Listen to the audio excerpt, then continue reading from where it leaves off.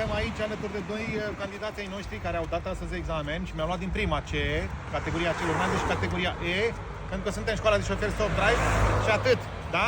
Știți că asta e lozinca noastră. Băieți, cum a fost? Super. Foarte bine. N-am avut emoții. Totul a fost exact O cum... școală foarte bună, omul a luat cu 0. Am luat 0 puncte, exact cum am făcut în școlarizare cu domnul Marius. 0 puncte de penalizare, nimică, e ceva. Zero Și din puncte de prima, și penalizare. din prima. Prima a fost cea mai bună. Știți de ce? Pentru că lucrăm în familie, nu suntem instructori angajați. Nu există timpul trece la fa merge la noi, da? La noi trebuie să fie oamenii ăștia mulțumiți ca să plece de la șoferi profesioniști. Noi facem și cu atestat sau atestate după caz și îi trimite un contract de muncă. Fie aici pe țară sau pe Comunitatea Europeană. Singura școală de șoferi din România care face asta. Da? Așa că hai și tu. Te așteptăm cu drag. Te așteptăm. Așteptăm.